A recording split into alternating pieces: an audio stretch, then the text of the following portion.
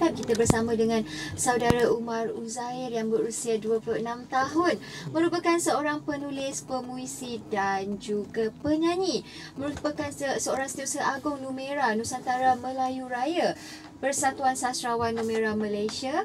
Beliau juga berpengkhususan dalam bidang penulisan kreatif dan vokal elektif, Akademi Seni Budaya dan Warisan Kebangsaan Aswara pada tahun 2008 dan juga merupakan seorang yang sudah melibatkan diri sejak tahun 2007 lagi melalui laman web peribadi dan sebenarnya konsisten mengangkat budaya dan bangsa dalam perbahasaan Melayu. Telah juga menghasilkan beberapa buah cerpen melaluinya dan juga menulis beberapa pementasan teater di Malaysia. Jadi selamat datang saya ucapkan kepada saudara Umar Uzair. Ya, terima kasih.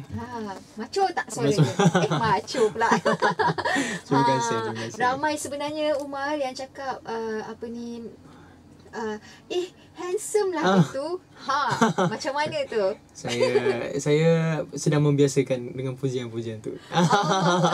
Okey, sebenarnya saya lebih selesa panggil dia Uzair. Uzair, ya. Saya pun lebih suka dipanggil Uzair. Ya, saya. Okey, tak apa. Sebentar lagi kita akan bersama dengan beliau kembali. Sekarang kita dengarkan dulu lagu dari Fauzia Gambus, Gilakan Kamu, hanya di My Suara FM, Citra Generasi Informatif. Ataupun orang Pakistan. Wah, Pakistan. Ataupun paling pelik sekali mungkin macam Nepal. Kadang-kadang Nepal ni dah jauh sangat Nepal. Tapi Indonesia atau Pakistan tapi boleh jadi biasa. Manisha Koirala. Boleh cari. Boleh jadi Manisha Koirala sampai Nepal. Nepal, ya. Okey, jadi itu dia. Itu dia. Dia ni peramah sebenarnya. Semua ramai yang mungkin apa kata saya, mungkin sebab saya kurang bercakap kan, tapi bila dah bercakap tu dia adalah seorang yang suka memerhati. Dia memerhati, dia diam. Sekali dia bahan orang baru awak tahu ya. Okey, Umar Uzair merupakan seorang penulis, pemuisi dan juga penyanyi sejak tahun 2007. Sebenarnya betul-betul awak bergerak aktif untuk memartabatkan bahasa Melayu ni sampai ke peringkat antarabangsa sejak bila? 2007 itu adalah tahun saya menjadi berjiwa penulis. Sebelum itu, waktu zaman sekolah dulu, saya memang suka menulis tapi jiwa penulisnya tak ada. Jadi bila dah 2007 tu saya lebih cenderung menulis, tapi waktu tu bukan tak ada jiwa lagi nak serius atau apa kan. Tapi bila dah lama-lama, dah tahun 2-3 tahun belakangan ni baru saya rasa keutamaan dalam menjaga bahasa Melayu tu sangat penting lah. Jadi kalau dulu mungkin saya ada bahasa campur-campur sikit, bahasa Inggeris, bahasa campur kan.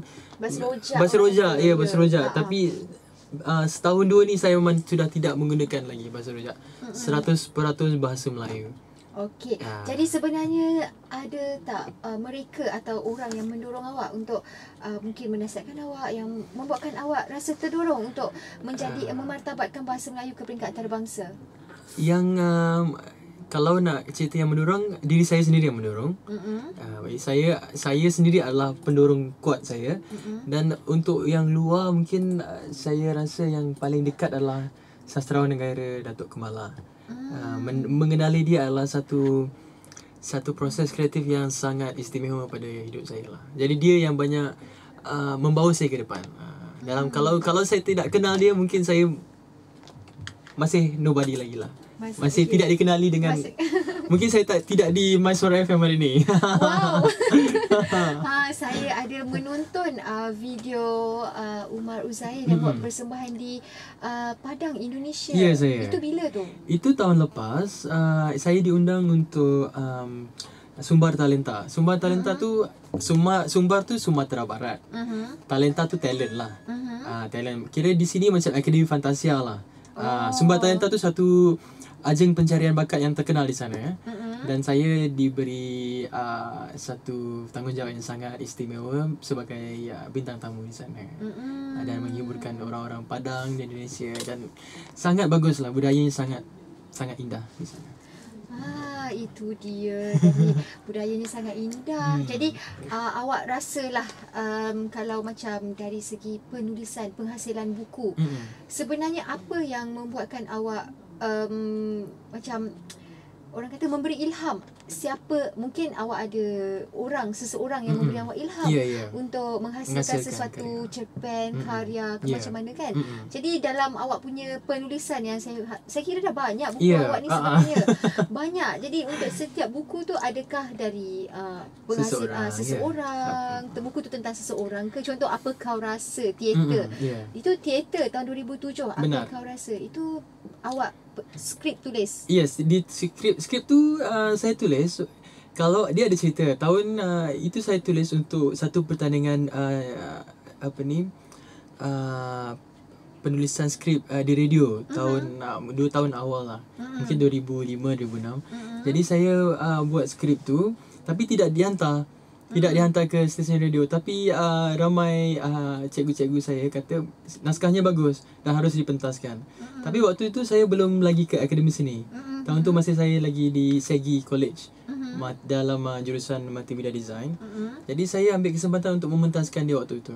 Apa kau rasa? Jadi untuk soalan-soalan tu sebenarnya banyak cerita-cerita saya bukan berkisah tentang diri saya, tapi saya nak jadi dalam watak tu. Apa yang saya nak jadi? Ceritanya lah apa yang saya nak jadi saya tak boleh jadi. Saya buat ceritanya. Macam tu pula ilham dia datang. Saya memang penulis tak boleh dipisahkan dengan persepsi orang yang suka berangan. Itu memang tidak boleh dipisahkan. Sebab tu kalau orang panggil saya orang kuat berangan ataupun syok sendiri, saya tak marah. Sebab itu memang kita. Itu memang, cuma tinggal lagi sama ada angan-angan itu berkualiti, boleh menjadi satu manfaat kepada masyarakat. Ataupun angan-angan tu cuma bila you buat skrip kan, ataupun buat cerita, cuma cerita yang sekadar baca dan habis. Tapi saya selagi boleh buat cerita yang orang boleh hayati, orang boleh ini rupanya kan. Jadi yang membuat saya nak buat cerita tu adalah saya ingin menjadi apa yang saya nak jadi tapi saya tak boleh jadi. Macam Apa Kau Rasa tu ceritanya tentang, saya mungkin sedikit lah, Apa Kau Rasa tu ceritanya tentang seorang lelaki Cina yang mahu mengahwini seorang perempuan Melayu. Jadi saya membayangkan saya sebagai seorang lelaki Cina yang nak mengahwini perempuan Melayu, tapi perempuan Melayu tu sudah bertunang. Jadi tapi dia betapa dia nakkan perempuan tu, dia masuk Islam.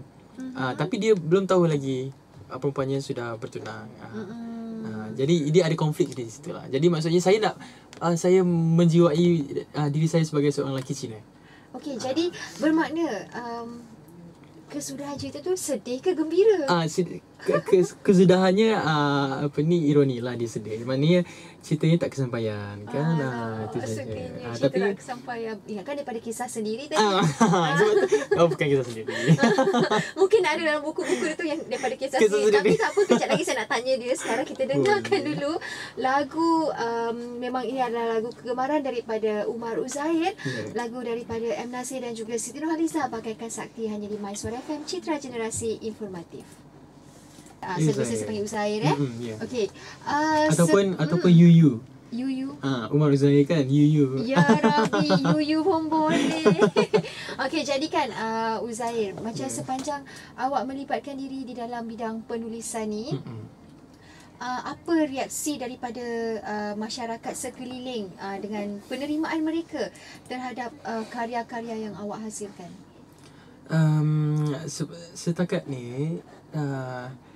Setakat ni boleh kata mungkin 90% itu adalah positif.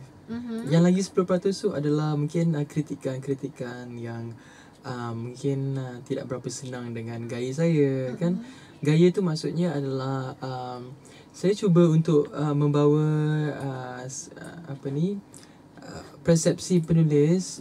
Macam orang akan cakap persepsi penulis harus berpakaian seperti Pak Samad kan, yang simple, yang berjambar, itu adalah penulis. Jadi bila saya perform ataupun persembahan dengan sebab saya memang mencintai fashion. Dan saya memang suka bergaya lah. Jadi orang akan berpendapat ini bukan penulis. Ini adalah dari sudut yang lebih glamour. Mungkin orang akan nampak awak sebagai seorang penyanyi je sebenarnya. Penyanyi je saja. Jadi persepsi tu yang itu kritikan yang begitu yang kadang-kadang yang menguatkan saya sebenarnya. Sebab saya memang nak tukar benda tu. Saya nak tukar bahawa bukanlah saya nak kata penulis harus selekeh. Itu bukan selekeh, tapi itu adalah jati diri penulis. Cuma apa yang saya nak tekan adalah Pak Samad adalah Pak Samad kan. Maknanya Kupratasa adalah Kupratasa kan, yang sudah lama, tapi tidak boleh selama-lamanya Kupratasa. Maksudnya sudah tidak bukan tidak bersesuaian, maksud saya perubahan zaman yang supaya remaja-remaja sekarang boleh menerima saya dengan keadaan yang lebih baru, yang lebih segar kan. Jadi perubahan-perubahan itu yang kadang-kadang tidak disenangi beberapa pihak. Jadi itulah kritikannya saja. Iaitu saja yang mungkin meroboh sedikit kekuatan saya. Tapi yang selebihnya alhamdulillah kebanyakannya memang sukakan cerita-cerita saya. Ya, dan suka baca di weblog saya pun sudah 41,000 lebih yang menyinggah di sana. Dan positif lah, bagus. Saya memang sangat. Jadi untuk kira orang kata seorang yang dikira baru lagi, ya, melangkah secara serius dalam dunia penulisan, itu satu perkembangan yang baik lah. Perkembangan yang baik. Dan saya rasa sebenarnya ramai orang muda yang seumur saya yang suka dunia penulisan ni. Cuma mungkin yang membawanya ke tengah tu tak ada, yang kurang. Yang suka tu ramai. Yang membawanya tadi. Jadi saya rasa bertanggungjawab. Kalau bukan saya, siapa lagi kan? Maksudnya saya berasa bertanggungjawab untuk terus kekal dalam bidang ini. Okey. Jadi awak rasalah macam genre karya awak. Awak lebih ke arah mana sebenarnya? Karya penulisan atau muzik? Penulisan. Penulisan saya lebih kepada cerita-cerita kehidupan. Bukan cerita-cerita science fiction ke kan. Saya boleh kata saya suka gabungan Pak Samad, Khadijah Hashim dan juga Fazal Terani. Maknanya Pak Samad mewakili nilai estetik sastranya. Khadijah Hashim nilai yang bersahaja, 80-an, style-style yang lebih dekat kepada masyarakat. Dan Fazal Terani tu adalah gaya-gaya terkini. Jadi saya gabungkan ketiga-tiganya. Maknanya saya lebih kepada karya-karya kehidupan yang masih bersahaja, masih orang boleh faham, tapi ada nilai sastranya. Daripada susunan bahasanya, perkataan-perkataannya. Okey. Jadi awak rasa dengan penulisan macam tu awak boleh dapat orang kata apa, memberi satu manfaat mungkin dalam pembentukan jati diri kepada anak-anak muda yang baca. Itu akan mengambil masa yang lama. Ya, itu akan mengambil masa bukan setahun dua. Cuma apa yang saya selalu pesan pada diri saya, tak apa kalau karyanya tidak banyak, tapi maknanya saya ambil masa mungkin untuk setiap karya saya yang lama-lama ni. Mungkin nampak setiap tahun ada kan. Tapi contohnya macam Renungan Rembulan atau Rindu Ramadan tu sudah dibuat. Tapi saya akan tulis balik maknanya ini belum diterbitkan. Macam Rindu Ramadan tu dibuat tahun 2008 tapi belum diterbitkan. Jadi saya ambil masa 2008 sampai ke 2012 untuk membuat naskahnya. Maknanya ambil masa dalam 4-5 tahun kan untuk edit naskahnya, supaya manfaatnya bukan untuk diri saya sendiri, manfaatnya untuk masyarakat, supaya mungkin nilai jati diri tu memang susah nak dibentuk. Tapi saya harap apa yang saya tulis tu boleh dijadikan satu bahan supaya orang tahu nilai kemelayuan atau kemalaysiaan kita. Jadi itu disebabkan itu juga memang awak takkan membuat buku dalam bahasa Inggeris. Untuk akan datang saya tak tahu macam mana kan. Tapi untuk situasi sekarang, untuk pada masa sekarang, saya memang tidak menulis dalam bahasa Inggeris. Okey. Jadi memang awak tengah dalam usaha untuk memartabatkan bahasa Melayu, sehingga saya tahu awak dah pergi sampai ke Indonesia. Ke Singapura, ke tahun lepas ke festival penulis Singapura. dan ini pun ada ura-ura akan ke United Kingdom nanti. Bila untuk bulan 3 nanti, tapi masih dalam perbincangan lagi. Kan jadi usahanya bukan untuk usahanya memang bahasa Melayu itu sudah dimartabatkan sejak ada di perlembagaan. Itu sudah dimartabatkan. Ada apa yang usaha yang saya nak buat adalah mengekalkannya. Bahasa Melayu itu sebenarnya sudah, saya tidak terima ungkapan bahasa Melayu mahu dimartabatkan. Sebab bahasa Melayu itu sudah dimartabatkan. Apa yang perlu kita buat adalah mengekalkan pemartabatan itu. Itu saja. Tapi untuk mengekalkan tu susah sebab apalagi dalam situasi-situasi sekarang ni kan. Dalam situasi-situasi sekarang benar-benar maksud dia tu. Tapi tak apa, kejap lagi saya nak korek lagi daripada dia apakah situasi tu. Jom kita dengarkan dulu Fauzal Gambus, Ampuk-Ampuk Bulan hanya di My Suara FM, Citra Generasi Informatif. Jika ramai yang cakap handsome-nya ataupun dalam bahasa Melayu kacaknya macam tu kan. Jadi dia hanya mampu tersenyum. Tersenyum je lah. Itu je lah saya mau buat. Itu dia mampu buat. Macam tadi kan dia ada cakap dalam keadaan macam ni. Keadaan apa sebenarnya awak masukkan tu? Okey, keadaannya mungkin untuk berterus terang tu agak sensitif lah kan. Tapi keadaan sekarang itu maksudnya keadaan jati diri kita, dari segi bahasa, dari segi pencabulan bahasa Melayu yang diganggu gugat ya. Yang sekarang ni macam terlalu banyak bahasa yang tidak maksudnya sekarang seolah-olah bahasa Inggeris lebih diutamakan dalam banyak acara-acara kebangsaan dan dalam banyak acara-acara rasmi lah. Itu yang saya tidak bersetuju. Kan mungkin untuk nak membetulkannya mungkin agak susah, tapi saya rasa tindakan itu tidak wajar. Maksudnya ini saya mungkin boleh diberi contoh lah ya. Contoh yang tidak saya bersetuju adalah judul My Beautiful Malaysia. Saya lebih suka dipanggil si cantik Malaysia ke ataupun apa saja istilah yang lebih kemelayuan dan kemalaysiaan. Jadi itu yang maksud saya suasana sekarang. Maksudnya suasana sekarang yang terlalu mengutamakan bahasa Inggeris. Sampai kita seolah-olah membelakangkan bahasa Melayu kita. Kan kita tak salah. Saya tidak menolak kemajuan dan saya tidak menolak bahasa Inggeris, tapi asalkan dia bukan seimbang. Seolah-olah sekarang dia keadaannya tidak seimbang. Seolah-olah sekarangnya memang nampak sangat kita melebihkan penggunaan bahasa Melayu, bahasa Inggeris kerana terlalu terikut dengan perubahan atau peredaran zaman. Peredaran zaman dan juga yang diwar-warkan sekarang ni. Itu yang saya agak terkilan lah. Kan.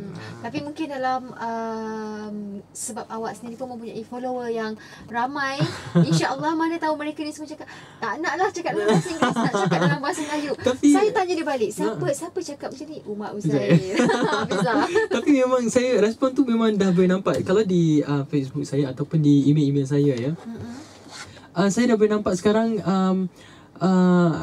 sudah makin banyak yang menggunakan bahasa Melayu penuh. Kalau dulu saya tengok ada bahasa Inggeris kan. Yang bercakap dalam bahasa Melayu sudah makin ramai. Jadi maknanya mungkin sebab saya kalau update apa-apa tentang kerja saya, apa-apa tentang cerita-cerita saya di Facebook ataupun di Twitter ataupun di laman web saya menggunakan bahasa Melayu 100%, tapi dengan susunan yang bagus, yang orang tak rasa pelik kan. Rasa apa budak nak cakap sebenarnya, tapi tak sampai maksudnya kan. Jadi itu yang saya nampak orang pun dah mula gunakan bahasa Melayu penuh, walaupun kadang-kadang dengar agak klise, tapi sekurang-kurangnya usaha itu ada. Usaha itu yang penting. Ya, betul. Jadi Umar Uzair juga kan, disebabkan dia adalah seorang penyanyi. Nanti awak semua yang tengah dengar ni kan, kena sabar, okey? Sebab saya nak suruh menyanyi. Saya nak suruh menyanyi khas untuk pendengar-pendengar My Suara FM dan juga untuk kita yang berada di My Suara FM ni. Boleh. Kejap lagi. Tapi sekarang ni saya nak tanya dia lagi ni. Berkenaan dengan awak rasa macam ada juga kata-kata negatif atau kritikal sangat katanya. masyarakat Melayu terutamanya sangat kurang gemar membaca. Ya. Jadi awak rasa Anggapan itu ya. Anggapan itu, apa pandangan awak tentang anggapan manusia-manusia ni? Sebenarnya memang bukan masyarakat Melayu tak suka baca. Masyarakat Melayu suka membaca. Tetapi apa yang dibaca? Maksudnya sekarang ni bukannya soalnya kalau tak minat membaca, saya rasa current craft tak hidup lagi. Kan, maksudnya novel-novel current craft tidak akan laku begitu Maksudnya novel current craft masih laku banyak. Dan juga novel-novel macam di pesta buku masih laku banyak. Kan, persoalannya sekarang ni adalah apa yang dibaca. Apa yang karya dibaca, apa cerita-cerita yang dibaca, apa nilai-nilai pemikiran yang dibaca, itulah yang lebih penting sebenarnya. Jadi mungkin soalnya, apa soalan itu adalah masyarakat Malaysia lebih suka membaca karya yang ringan, yang santai yang bukan karya sastra yang berat, macam Anwar Ridwan, macam Kemala ataupun Samad Said katanya. Karya-karya itu cuma dibaca oleh orang-orang yang segelintirnya saja. Sebab masyarakat Malaysia lebih suka karya-karya yang ringan, macam majalah-majalah ataupun mungkin novel-novel yang lebih ringan. Tapi saya rasa itu tidak menjadi masalah. Yang pentingnya saya rasa tanggapan itu tidak benar lah. Disebabkan sebelum ni ada satu isu yang dikeluarkan berkenaan dengan novel picisan yang dijadikan orang kata diangkat untuk jadikan filem, drama semua. Jadi awak rasa patut ke orang melabelkan novel seperti itu sebagai novel picisan? Okey, itu bukan novel picisan. Itu adalah sebuah karya yang bagus. Ya, cuma bila diangkat ke filem, itu akan nampak sebagai karya ringan. Karya novel sebenarnya, novel yang bagus untuk diangkat sebagai filem adalah novel sastra. Bukannya novel contohnya macam Ombak Rindu ataupun Ahadi Akasha. Kerana novel itu hanya akan indah di dalam buku saja. Sebab bila kita angkat sebagai karya filem, ia akan nampak ringan. Jadi sebab karyanya bukan untuk, sebenarnya tidak sesuai untuk difilmkan. Jadi kalau yang lebih elok difilmkan adalah karya-karya yang berat, supaya bila karya tu nampak berat di dalam buku. Jadi untuk tidak memberatkannya adalah difilmkan. Jadi orang akan faham, oh ni ceritanya, ini adalah matinya seorang patriot, Anwar Ridwan. Ceritanya berat, tapi ceritanya sangat indah kalau diangkat sebagai filem. Itu pandangan saya lah. Jadi sebab tu saya bukannya saya tak setuju dengan tanggapan karya picisan. Sebab tanggapan karya picisan itu hanya sampai sebab bila karya tu diangkat kepada filem. Saya rasa itu cuma kalau mereka jadikan karya yang dikatakan novel picisan dijadikan filem dan drama, saya rasa ini pun pendapat saya juga mengatakan mungkin sebenarnya tidak boleh kita berkata tidak boleh, sebab yang penulis tu hanya menulis. Cuma mereka produksi ni yang menjadikan filem sebagai filem ataupun drama. Jadi tak boleh dikatakan 100%. Pada saya itu terpulang kepada produksi itu sendiri. Yang pentingnya macam saya kata tadi lah, novel-novel yang ringan. Saya menganggap novel-novel yang diangkat sebagai filem itu adalah ringan. Jadi novel-novel yang ringan ini tidak sesuai dianggap sebagai filem. Sebab keindahannya tidak akan nampak lagi. Keindahannya bila difilmkan tidak akan nampak. Jadi yang itu yang membuatkannya nampak sebagai picisan, sebab keindahannya tu ringan. Kan, itu yang ditukar sebagai picisan. Sebenarnya tidak. Itu pada pandangan saya. Tiba jadi panas pula. Okey. Tapi tak apa, jom kita dengarkan dulu Musmi dengan lagu barunya Harapkan Kamu Rupanya Dia, sebelum kita masuk ke soalan ataupun segmen yang terakhir bersama dengan Umar Uzair hanya di My Suara FM, Citra Generasi Informatif. Ya. Saya nak bisik-bisik tambah lagi sejam ke kan? Aduh, tak maksudnya padahal pukul 3 ni dia sudah benda lain ni. Okey, baik. Kebetulan saya membawa naskah Datuk Kemala ni Titir Zikir ini diterjemahkan dalam sekurang-kurangnya 8 bahasa dunia. Jadi saya membacakan salah satunya lah Pantai Kasih. Yang ditulisnya di Langkawi pada tahun 1990. Di negeri-negeri selatan, angin bersayap puyuh, labuhkan sau. Burung-burung senja membawa aduh, kekasih jauh. Di semenanjung tanah Melayu dan lagu-lagu rindu, di Langkawi kami bersatu. Di negeri-negeri selatan dan pantai kasih, kebulatan maknaku. Langkawi 1990. Oh, gitu baca puisi. Kita record dan kita mainkan. Macam tu pula jadi dia. Okey, jadi disebabkan masa pun memang dah mencemburi kita sangat sebenarnya. Jadi saya nak tanya, apakah perkembangan terbaru Umar Uzair dalam masa terdekat ni dan perancangan untuk tahun 2013 dan seterusnya? Baik. Saya baru minggu lepas saya habis pelancaran Anugerah Puisi Dunia. Saya mengusahakan satu acara Anugerah Puisi Dunia dengan sastrawan negara Datuk Kamala yang kita nak menghargai penulis-penulis lah. Jadi kita mengadakan sebuah sayembara yang bertaraf dunia. Jadi dan akan datang kita nak, yang akan datang ni hari besok malam saya buat persembahan di Dewan Orkid PKPS sempena Sultan Selangor meraihkan sastrawan negara anak Selangor iaitu Anwar Ridwan dan juga Datuk Kamala. Kemudian yang lainnya insya-Allah saya akan terbang ke UK dan juga ada beberapa undangan di Indonesia, Singapura yang sedang direncanakan. Dan insya-Allah bulan 3 nanti saya akan melancarkan single saya dan juga kumpulan puisi saya. Jadi banyak perancangan sebab saya memang kalau boleh nak lebih ke depan lah pada tahun ini. Dan semoga di tahun ini akan memperkenalkan saya dengan lebih serius dalam bidang muzik. Sebab saya tahun lepas sudah memperkenalkan nama saya dalam bidang penulisan. Jadi harapnya tahun ni lebih konsisten dalam bidang muzik. Okey, jadi hari tu saya difahamkan ya Umar Uzair baru habis membuat rakaman video untuk lagu baru. Apakah tajuk lagu baru awak tu? Tajuk lagu barunya Yang Aku Mahu. Yang Aku Mahu. Yang Aku Mahu. Macam tajuk untuk saya. Lagu tu berkenaan apa? Okey, lagu itu diambil liriknya dari kumpulan puisi saya Di Mana Bulan Sorotkan. Okey, kalau nak cerita lagunya memang berat. Okey, ceritanya lagu itu kalau difahamkan liriknya liriknya sangat berat dan ianya tentang tahun 2012. Yang kita war-warkan nak itu yang ini kan. Jadi kalau fahamkan biar berderah bintang di ujung kakiku, biar terbang cendrawasih nyanyi lagu sendu.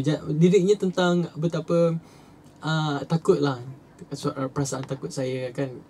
Jadi saya cuma nak yang aku mahu tu satu lah kan. Tapi kalau universalnya mungkin ada setengah orang boleh tujukan kepada kekasih, ada orang boleh tujukan kepada siapa saja, tapi tajuk lagunya adalah tentang tujuan yang saya mahu tu adalah satu, ataupun tujuan yang lagu itu adalah yang aku mahu tu kamulah, ataupun itu yang aku mahu. Walaupun ada ujian-ujian yang besar yang datang, ujungnya itu saja yang aku mahu. Faham bagus. Sangat besar dia punya makna tu yang mendalam semua. Dia punya pusing. Situ juga. Dia tak faham sebenarnya tu. Okey, terima kasih kepada Umar Uzair kerana bersama dengan My Suara FM pada petang ini, dan juga terima kasih kepada pendengar-pendengar yang bersama saya dan juga Umar Uzair. Jadi ada kata-kata yang Umar Uzair ingin katakan kepada pendengar, kepada semua. Baik. Pertamanya saya rasa berbesar hati diundang hari ini oleh My Suara FM. Kerana ini merupakan satu pengalaman yang bagus bagi saya, dan juga terima kasih kepada yang mendukung saya, yang menerima karya-karya saya dengan baik. Dan saya harap masyarakat di luar harus sedar tentang tanggungjawab sebagai seorang masyarakat Malaysia yang harus mengutamakan bahasa Melayu, bahasa Melayu, bahasa Nusantara yang kita sudah beratus-ratus tahun ada di Nusantara ni, harus dikekalkan. Dan semoga selamat maju jaya kepada Masura FM. Terima kasih. Dan harapnya bolehlah panggil saya lagi. Itu dia tadi. Okey, itulah dia ni suka punya akad sebenarnya, kejap lagi habislah. Okey. Alright, kepada pendengar My Suara FM, pastikan anda terus